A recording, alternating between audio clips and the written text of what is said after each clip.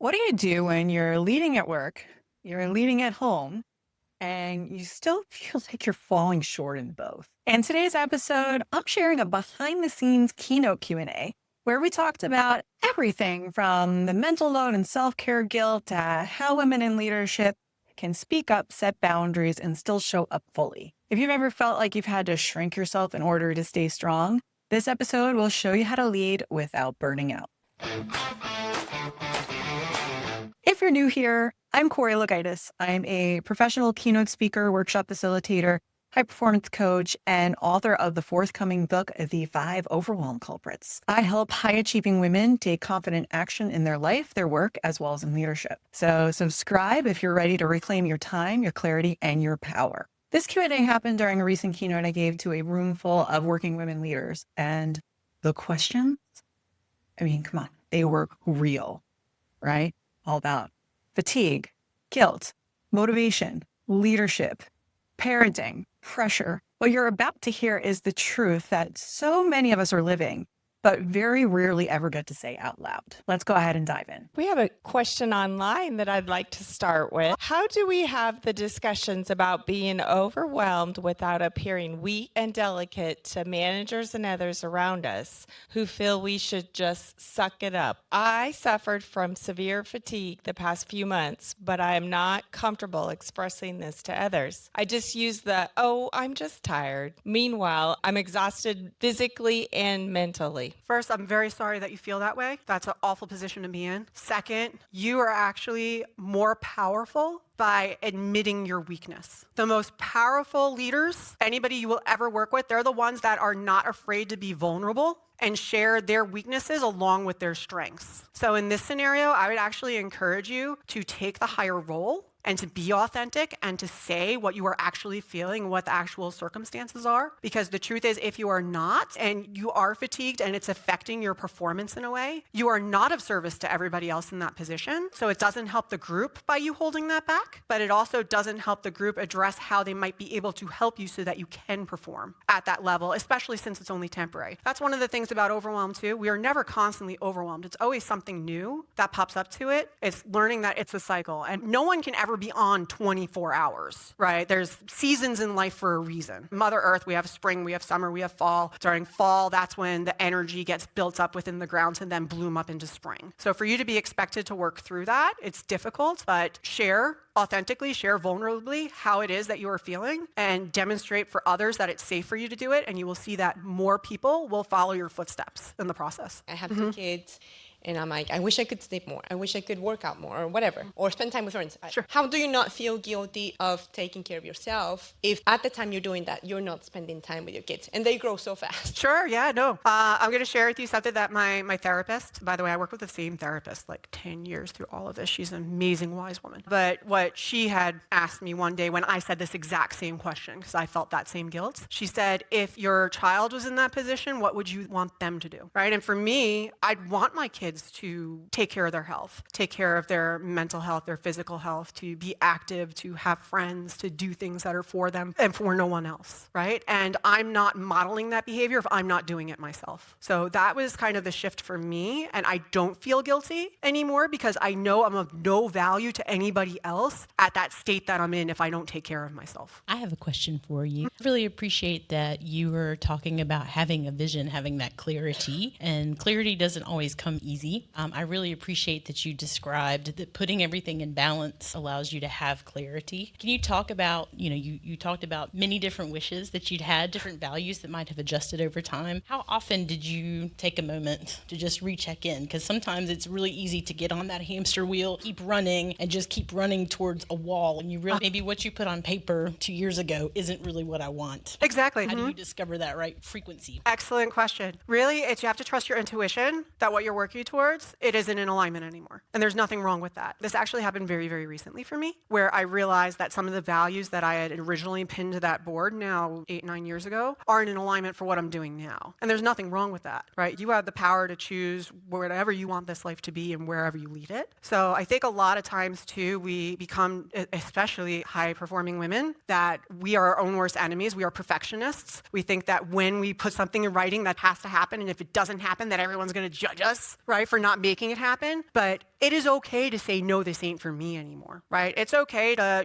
put your name in for a promotion, get it, and maybe it's not what you thought it was. As long as there's transparency through the journey and you're communicating to others and sharing where you're at, as long as you are leading that way, you can make choices. Ultimately, everything we've talked about today is a series of you making choices for yourself and deciding where you want to be and how you're going to get there. Do you have any published work, and where can we find it? I am so glad you asked that because I am so excited. On my vision board, I don't know if you noticed it. So since 2019, I had put that I was going to be a New York Times bestseller. I had that on there. I had no plans for it. Just this last week, I signed a traditional publishing deal that there is a book called The 5 Overwhelm Culprits. It's being published by HCI, and it's coming out in 2026. Yeah. And the book is going to cover a lot of the questions that you all have asked me in regards to things like, there's actually a chapter called Get Off the Hamster Wheel. We were just talking about that.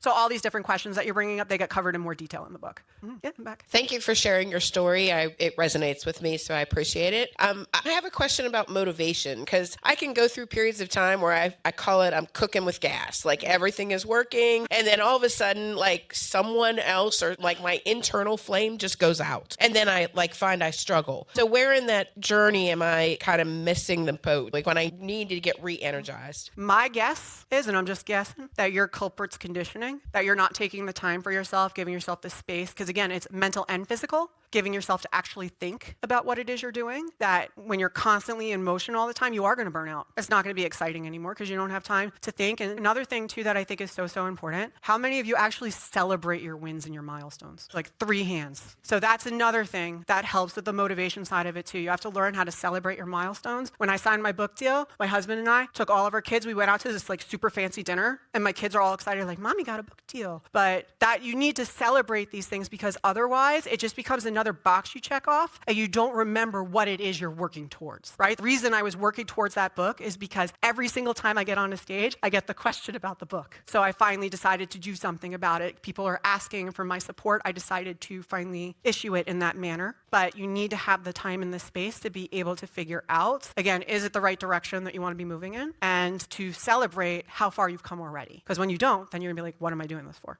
First, I just want to say your story is so inspiring. I'm sorry you went through all that you went through, but thank you for being vulnerable. I'm just curious, do you have a strategy in your life for how you approach making big decisions, whether it's professional or personal? Just curious about your thought process on approaching making big decisions in your life. Sure. Great question. There's actually an entire chapter in my upcoming book on this specifically. No plug intended. No, in all seriousness, it really, when I look back at decisions that should have been scary to make. So for example, the day that I had the thing thrown at me, right? A lot of folks initially, what had gone through my head is like, oh my God, what do I do? If I leave, I don't have a house. If I leave, how am I going to pay the bills? I don't have childcare. I don't have this. I don't have that, right? So it would have been just as easy for me to ignore my intuition and to just do what was safe, right? So for me, and this is a lot of the work that I do in my coaching in particular, is learning how to break down your fears and what's the difference between your ego telling you something, which your ego is, it's designed by nature to keep you safe and keep you secure, right? That's what keeps you with the job and the roof over your head and food, right? That's safety. Your intuition is what's best for the higher good, right? So in those scenarios, it's really important that you learn how to trust your intuition. And there's a lot of different ways to get better at it. Folks might view it as being like a gut feeling. You say that a lot. So that purposeful solitude helps a lot with that, because you need time and space by yourself to allow your intuition to speak to you. So making sure you have that, but learning how to get very, very attuned to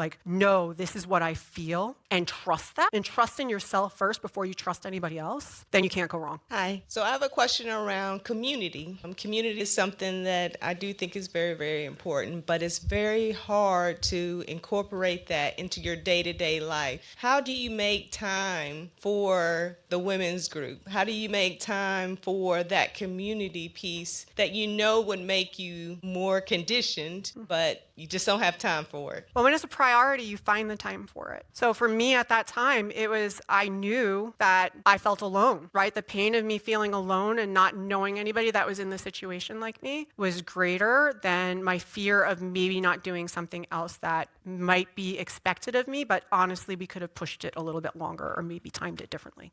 So you're able to find the time. And I promise you too, I would actually start with the month of me, like I recommended, and get really comfortable with spending time by yourself first, right? And setting those boundaries and finding what actually brings you joy first, and then bring in the community side of it, because it's only going to elevate everything you learn about yourself in the process of doing that, because it gives you the opportunity to connect with people who are really all about and passionate about the same things that you are. But you got to find that if you find that you don't have enough time for that, and you also are not having time to take care of yourself first, your culprit's actually conditioning. You need to deal with that first before you come into community so you can find the time. Hey, Corey, thank you for sharing your story and how you overcame it. I was really impressed. I personally, I'm a meditator and I exercise gratitude every day since I wake up. So I would like to hear from you how meditation changed your life and what have you achieved doing that? It's a great question too, because I'm sure you probably have some feelings yourself on how it's changed your life. So giving us the platform to talk about it, I think is awesome. So meditation for me was super important, especially as a working mom. And some of this might resonate for a lot of you. I never felt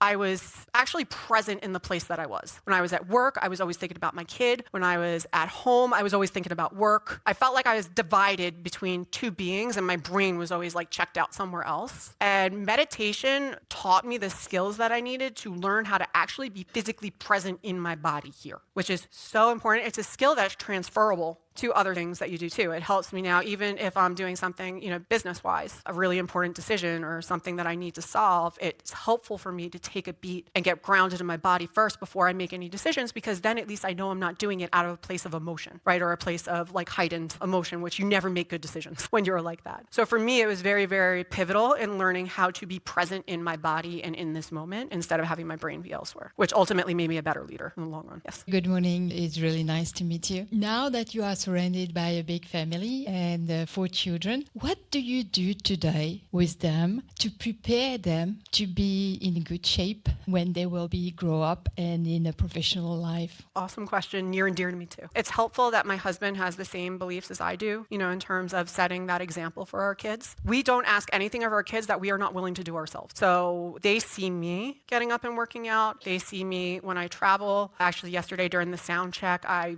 was showing them the room on FaceTime. They see the type of work that I do. They celebrate with us when we have a huge accomplishment, so they know how to celebrate, and we do the same thing for them. Oh, you won the basketball game? Cool, we're getting friendlies today. Stuff like that. We celebrate all the little accomplishments. So there is nothing that I expect of them that I won't do myself, and I know that if I am leading for them in a way that takes care of me, that I could trust that they will do it themselves. Even a great example before coming here, last week, allergy season hit New York. I know you guys are a little bit, sooner here because you're further south, but I get really bad allergies, and my head was so packed up. I was so worried I wasn't going to be able to talk. And my kids and my husband were like, over the weekend, no, it's fine. We've got this. You sleep. My kids actually put the blanket on me. They made me sit on the couch all weekend. They're like, it's okay, mommy. We're going to take care of you, because I take care of them when they're sick. And my husband took care of, doing dishes and laundry and this and that, whatever, so that I can rest. So everybody sees in our family all the different parts of what's required for us to be able to show up as our best selves for each other. And they model that now. And it's been really amazing for me, now that my kids are a little older, actually seeing them reflect it back when I'm in a position that I'm not feeling well. So thank you. Good afternoon. Nice to meet you, and thank you so much for your transparency. Listening to you, I feel like I am hearing someone else speak of me. Currently, I'm doing a 20-hour commute weekly for you. And I have to write notes because I want to make sure that I'm asking you the right question. It's in this world of softness and demure, right? We went from,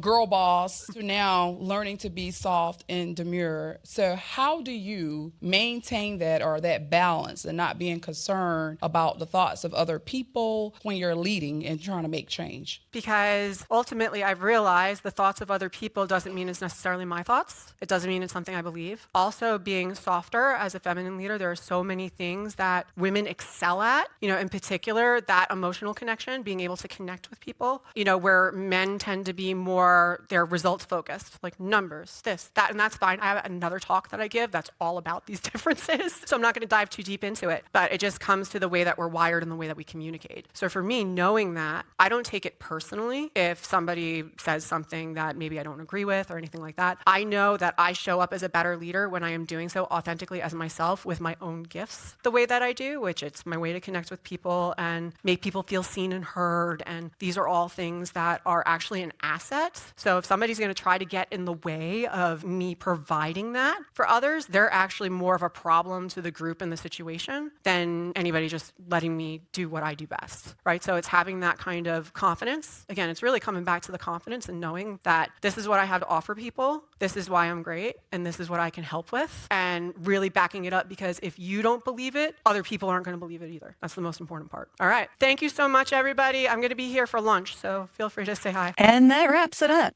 If you'd love to bring a similar keynote or workshop experience to your group or your audience, I would love to help you out with that.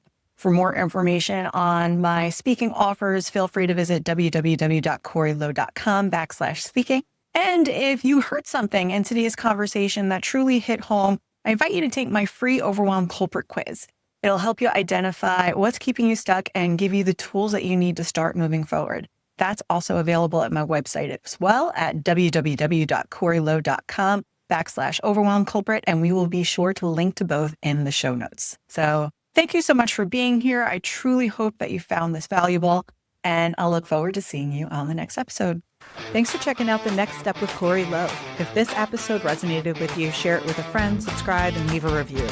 Together, we'll transform overwhelm into action, and we'll keep taking the next step towards confident leadership. See you next time.